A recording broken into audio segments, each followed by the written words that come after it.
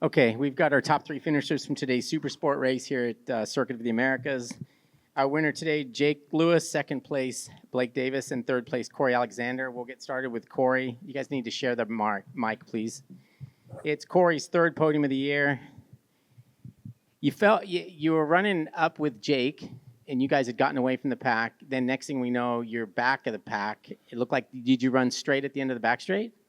No, I was just saying I had some shifter issues we've been battling all year. Not all year, but at the tracks that are first gear tracks that are left-hand turn orientated because of how big my legs and my feet are. It's really hard for me to get to the shifter, so I'm mashing on the thing, and eventually it just fails from the amount of force that I put through it. So we've been battling it since we got here on yesterday morning, and we kind of thought it might be an issue in the race with that many laps consecutively to not be able to kind of recalibrate it.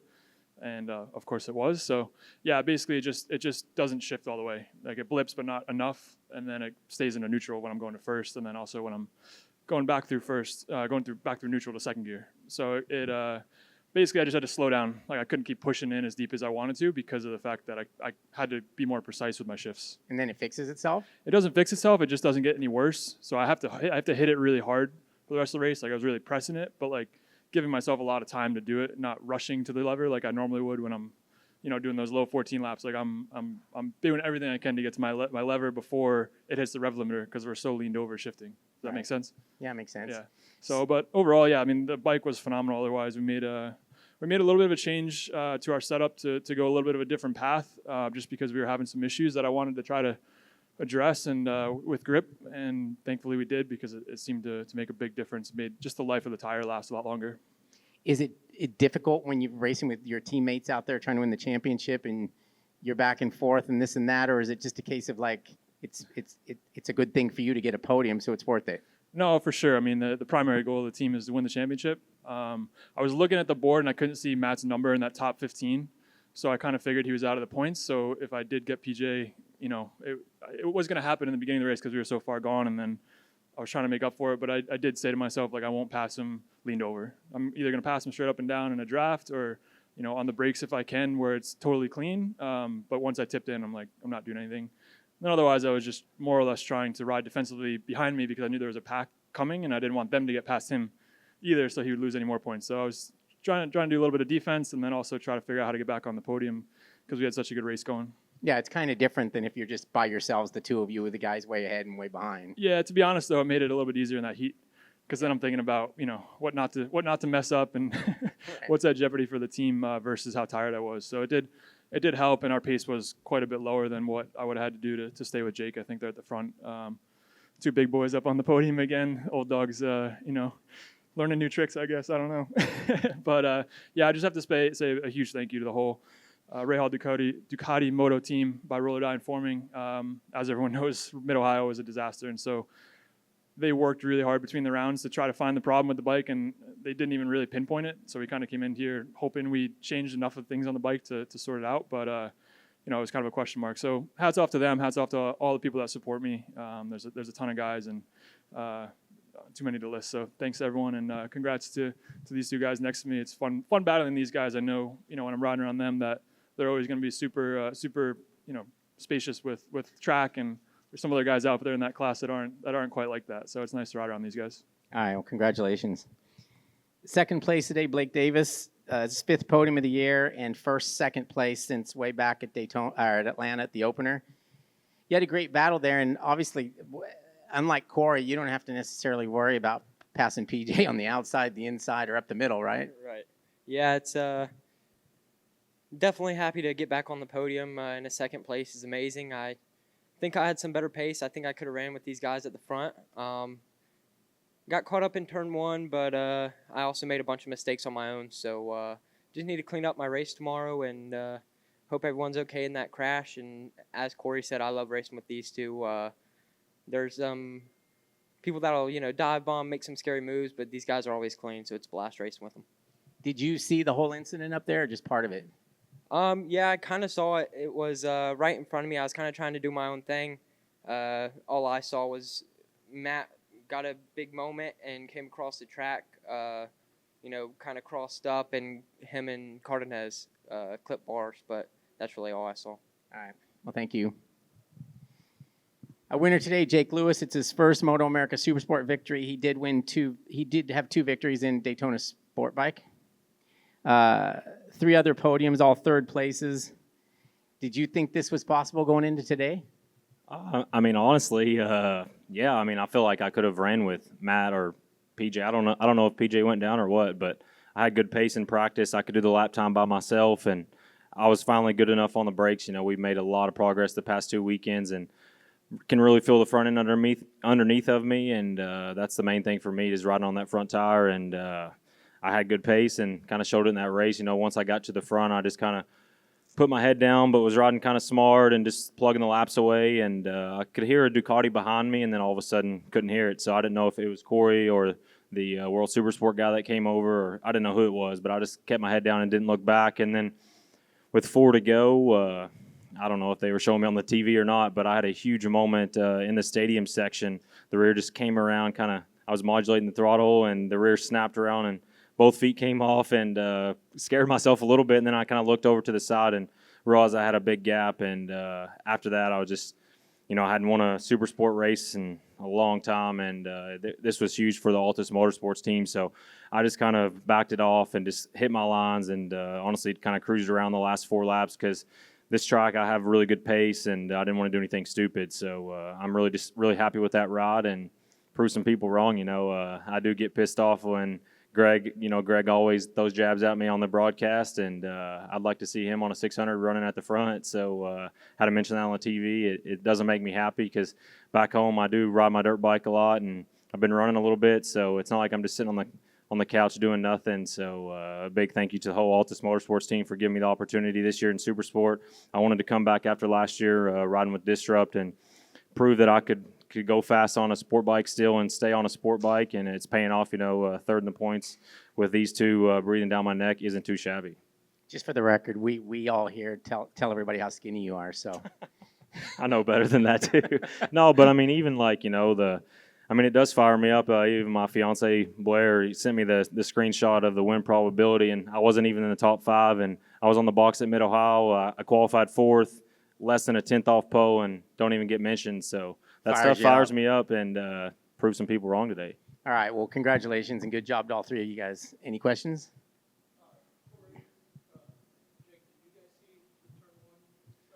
Yeah, from my point of view, which I was on the outside, I mean, turn 1 here is kind of carnage. It's such a tight turn, and you got guys battling for the championship and a lot of guys who want to win races. And I kind of went in there, left myself some room on the outside because I kind of knew something might happen because PJ went in there hot on Matt, and then everything seemed fine. And from my point of view, coming out of turn 1, it just looked like Matt cut across the track, just hooked a left, and I don't know who he got into, but it looked pretty bad. And then halfway around the lap, I was in 3rd, and Tyler was just kind of cruising, and Corey and I were mentioning that, and then I was hoping there wasn't a red flag, and then with the long track, I kind of figured they would get their stuff picked up, and it was good to go after that.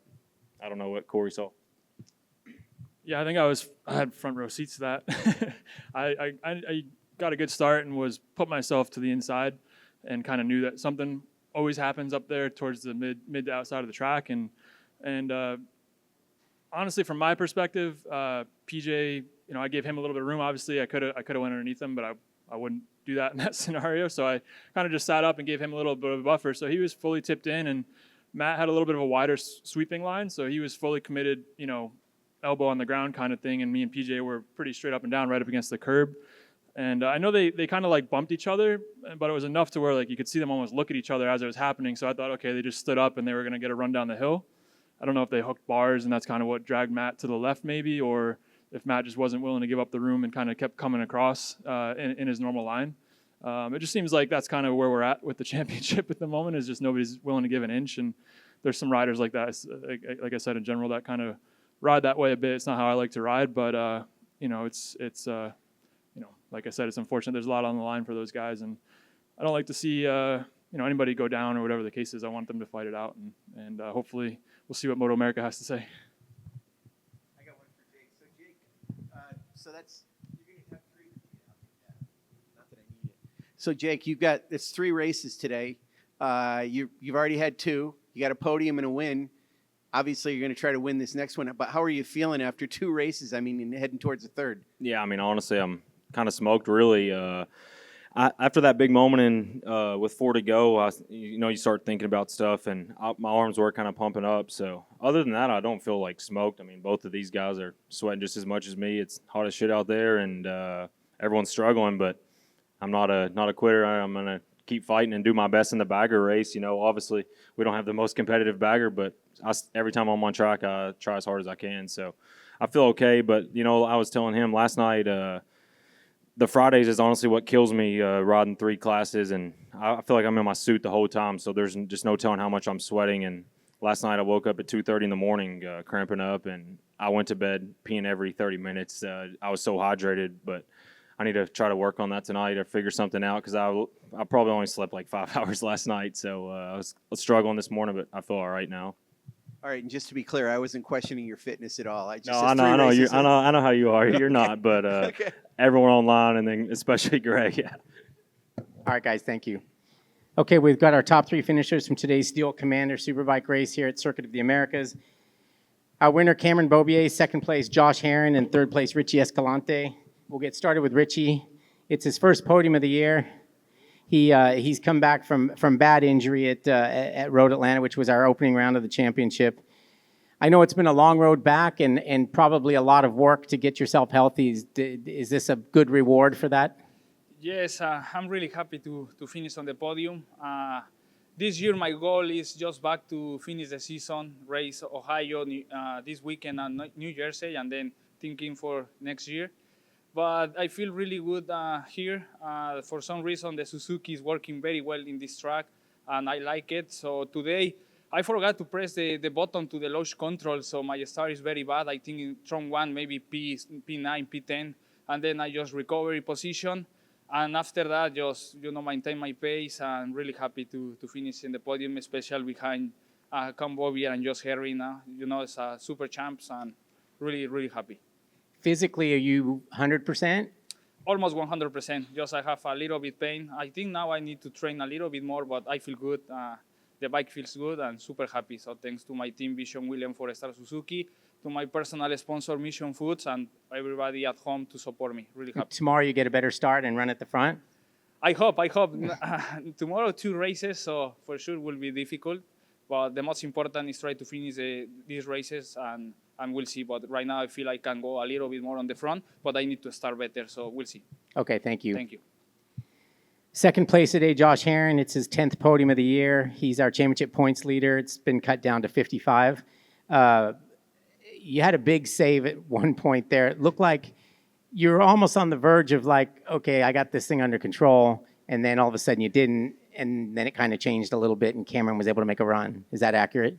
Yeah, after the front tuck, I just kind of reevaluated a little bit and was like, all right, obviously I still was trying to win the race. It's not like I just gave up, but I just was like, all right, maybe I'm pushing a little too hard. So I started kind of easing up a little bit on the brakes, and probably wasn't the best idea. I probably just was offline or had a little bit too much brake pressure with too much lean angle, and just had a moment and let it kind of spook me for the rest of the race, which, isn't good. But, to come out here with the second place, I'm happy. It's hard to be happy because I've had such a good run of race wins and fighting for the lead and stuff that now you want to win. And once you get a taste of not just 1, but 2, but 3, it starts to, eat at you when you can't win. And, it was a difficult race. It's super hot out there. And when Cam came by me, I saw him make a couple mistakes. It seemed like he was having the same issues I was, just lack of grip, and it was hot. Everything was greasy. And I thought about it for a sec, like trying to cut back under him. I think he ran wide off the back straight or somewhere. And I just started, thinking a little too much. But I think it was probably a good thing because we have a healthy lead, and I don't want to be dumb out there. So, I looked bum on the podium, but was really happy, just super hot and wanted to get out of the sun and prepare for tomorrow. So thank you to my whole team, and excited to come back out tomorrow. As the points lead gets further down the road, it obviously gets better for you. Do you begin to take more risk, or do you really start to take less risk at that point? I've just been trying to run my own race, run the race that I know how to run. And I told Rachel today when we were on the way to the track, I was like, just ask the guys to just not talk to me about it. And, Kaczynski's in the garage with us helping us out, and he's just so excited to be here that he just wants to say everything he can. I don't want to tell him, like, hey, I just need a moment to relax, because he gives good information. But I think really the most important thing right now is to just do what I know how to do, what's got me here. Don't think about everything that can go wrong, because I've been in that position a bunch of times and it doesn't do anything but get you more worked up. So I wouldn't say I'm at the end of the race. Whenever things get like they are and they're greasy like that, yeah, you reevaluate. With 2 laps to go, I have a healthy gap to Richie, and okay, I give up 5 points instead of risking to try to go after Cam. I think that's a smart thing to do. But up until that point, it's just you got to put your head down and ride your own race, because when you start thinking about all that stuff, that's when you make bigger mistakes. All right, thank you. Our winner today, Cameron Beaubier. It's his 5th Superbike win of the year and the 64th Superbike win of his career. And as I mentioned earlier, he's moved into 2nd place now in the championship, and he's 54 points behind Josh. You had a moment as well when SDK had the mechanical and it looked really close from here, and I probably looked a lot closer from there. So was it that close? Yeah, I was really close to SDK. I almost ran right into the back of him. And even before that, like the first couple laps when I had first passed Heron, I was going before the long right-hander. I must have like barely touched my shifter, and it wasn't a false neutral. I just clicked it into second on the side of the tire and just like had nothing. Had nothing, and luckily they didn't run into me there. Josh and SDK got by me there, and then after that I was just I just tried to kind of settle in and build into the race, and not go too crazy at the beginning. I think for all of us, it was pretty greasy out there. I mean, the track temp was over 50 degrees, or I don't know exactly what it was, but I heard it was super hot, super greasy, sliding around front, rear. Definitely felt better in practice yesterday and this morning, grip wise, but the race kind of came to me a little bit. I was able to, he had a good pace going there in the middle after I almost ran into SDK, and it was pretty tough to close in on him without, doing anything, too crazy. And then, there at the end, I wanted to make a good pass on him and put my head down and see if I could pull something, and we were able to do it today. But honestly, I think, obviously he settled. It would have been maybe a different story if he kept his head down, but he's got a lot to lose right now. He's what, 55, 60 points out in the lead, points wise. And he's had a great year. It's good. So going to go back, see what we can improve tomorrow. And tomorrow's going to be tough. It was hot and sticky today. Would it help you to lead off the start? I mean, into the first corner? Yes and no, but honestly, today, how I felt sliding around, I don't really think it would have made a difference. Like we're trying to figure out how we can be better in like the greasy conditions, because I feel like we struggle a little bit in the greasy conditions compared to when the track's better and cooler. All right, one last question. How difficult are these conditions, and is 2 races tomorrow going to be difficult? Yeah, I'm not going to beat around the bush. It's going to be pretty brutal. Today was tough. Those last few laps, like going down even the back straightaway, you're breathing, but you're just breathing in 150-degree air, however hot it is, with the bikes and the track temp, and it's brutal. Okay, any questions? All right, thanks. Okay, we've got 2 of our top 3 finishers in today's Mission King of the Baggers race here from Circuit of the Americas. The race was won by Rocco Landers, who's out on the grid now for the Twins Cup race. 2nd place today, Troy Herfoss, and 3rd place, Tyler O'Hara. We'll get started with Tyler. It's Tyler's 6th podium of the year. I don't know that you could be a better teammate than you were today. I mean, you battled hard with the guys behind. You weren't giving them any advantage so that they could maybe make a run at Troy or gain points on Troy. So I don't know if that was your goal going in, but you certainly pulled that off. Yeah, no, I've been working my butt off. This class is so competitive now, and Troy put a blistering pace lap in that just shattered the lap record, had us covered by a second, and the track was as hot as it's been all weekend. And my whole goal is just to focus on myself, and there's still lots of racing ahead. And I just rode my own race, and I started to make some mistakes there in the beginning. The tire went off, and I got sucked into turn 11, and I had a 0.7 on the board, and then a 0.6, and then a 0.2, and then I just had to get a clean last 2 laps. And oh man, we went into turn 12 just bonsai, and both me and Kyle ran off all the way through the green, all the way to the white, all the way to southern Texas, and we brought it back on, and then it was just a scrap to the line, and Gillum threw it up underneath us somewhere, and then in 19 and kind of lost their momentum, and it was just a dash to the finish. And just a big credit to our whole team. We had a really good test at MotoAmerica and Blackhawk, and having Troy come into the program has raised the bar, and bringing his crew chief Charlie, it's good to have a fresh set of eyes and a different approach, and his professionalism and the way he approaches, he motivates me to be a better athlete and a better rider, and hats off to him. He's really riding really well, and we got 3 more races in the championship, and my goal is to finish 3rd, and it's crucial for me to beat Hayden. I kind of took a peek over my shoulder a couple of times, and I saw a big orange bike, and I thought it was Hayden, and it was, but actually the last lap it was Kyle, and we just we went for it, and but the development of this bike has just been incredible, and the bike is so good right now, and it's really corner speed and stability, and just these hot conditions. I think we have an advantage with the liquid cooled bike, and just a big credit to the whole team, really, and I've been working my ass off for this, and it feels good. All right, congratulations. Second place today, Troy Herfoss. It's his 12th podium of the year.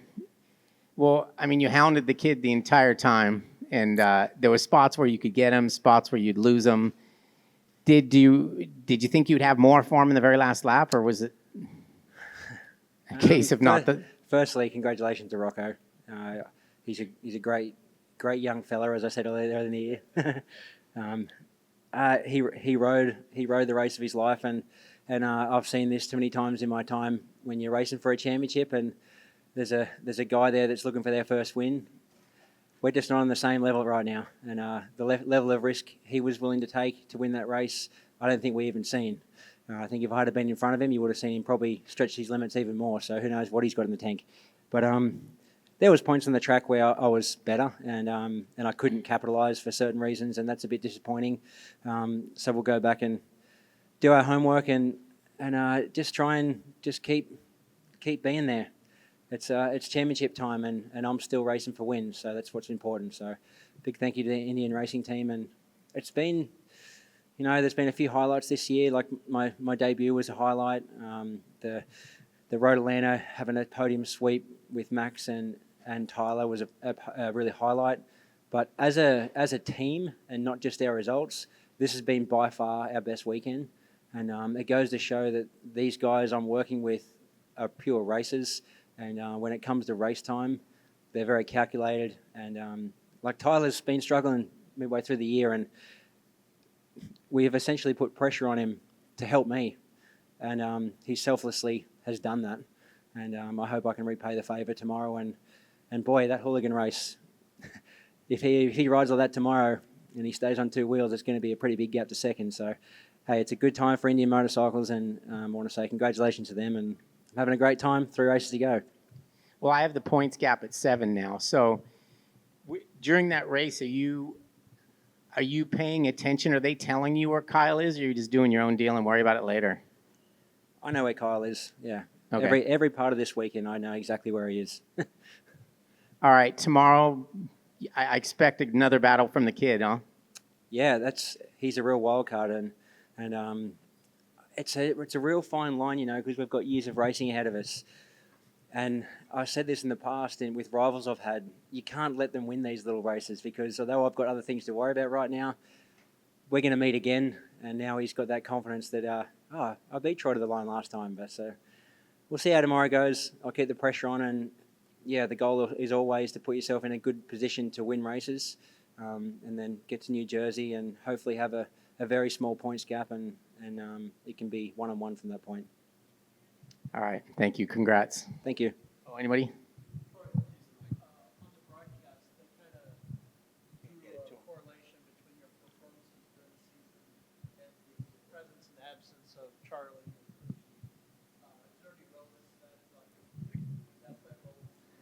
It definitely did, yeah. And I said to, I think I've said to people that asked that question, it's not Charlie coming in and making the difference exactly. It's that he knows me so well. He knows how I react. He knows when I'm showing certain emotions, how to play it out, and he can relay that to the team. He can coordinate things so well that I can be back in the camper, having a nap, and know that everything's okay. So and then obviously, I believe he's at the very top of his game, and I pray every time around this time I don't lose him. So I think he's enjoying himself, but yeah, it has made a big difference. Like there was a couple of factors that I don't really care to talk about, but yeah, racing's a big roller coaster, and I've been riding the wave, and I always joke that I think I've said it before in the broadcast that what goes up must come down, and I just hope that I'm back I hope this is my medium level because at the start of the year it was a real purple patch. I was above and beyond, and then I dropped below par midway through the season. So hopefully this is my threshold, and yeah, I'll keep riding the wave.